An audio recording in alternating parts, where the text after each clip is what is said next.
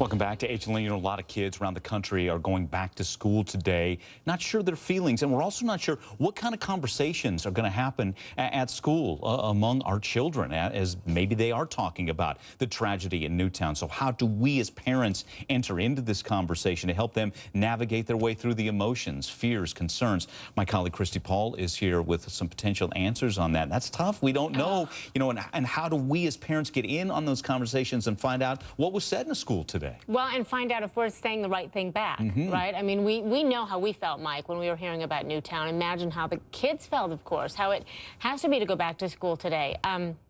So we wanted to talk about what specifically should we be telling them and what shouldn't we be telling them so they stay safe.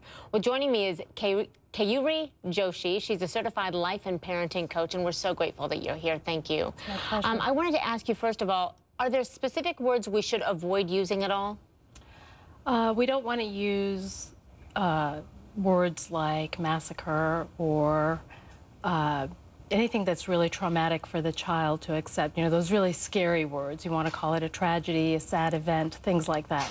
Okay, so we shouldn't use shooting or massacre. Correct. But we should call it an event? You can call it an event or something sad that happened, something that would not be too traumatic for a child to hear. And at what age can we start talking to them? I mean, I know that I read that if your child is 7 and under, you should just shield them from it, not talk about it at all, but we can't control what happens if they go to school and hear it. Well, that's exactly right. We don't want to miss an opportunity to alleviate the child's fears, so we don't want to just avoid it altogether. We do want to try to talk to our kids.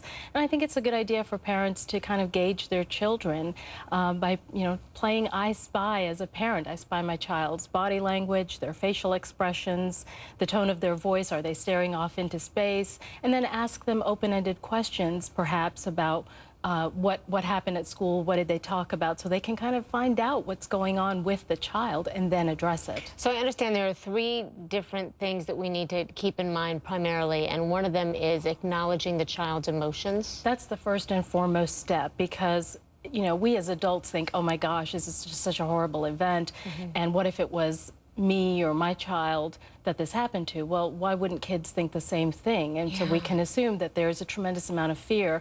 We want to evoke their emotions, find out exactly what they're feeling, and then we have something to work with and address. You know, I posted this on my Facebook page, Christy Paul HLN, and Mary, or rather Claire, wrote that she wanted to know, and it fits right in with our second element here, she wants to know, how do we make our kids feel safe again? How can we do that? I think there are a few ways that we can do it. I like to teach kids that they can go from I'm powerless to I'm powerful, and we can give them certain strategies to teach them that they're powerful. They have a choice when they practice fire drills or safety drills at school, or if they do the lockdown drills, and you can tell a child you can be powerful and help yourself and everybody else if you do what the teacher tells you to do. We can also teach children techniques like deep breathing. I mean, a lot of people scoff at that, but it really works. Research has proven this.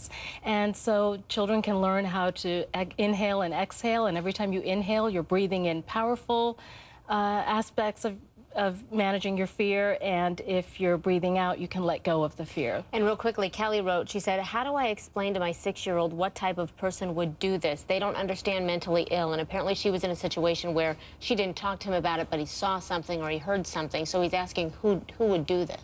Well, sometimes it's easy to explain to kids in terms of physical things. We can explain, well, sometimes people have a broken bone or a broken leg or diabetes, and sometimes people have mental illness, which is a different type of a disorder of the body, and that can be treated, and it's important to treat those things. Okay, very interesting.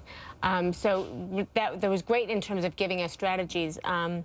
We only have a couple seconds left. Mary wanted to know what to tell her 7-year-old about a situation like this. Is 7, she says, still going back to that age appropriateness, is 7 okay?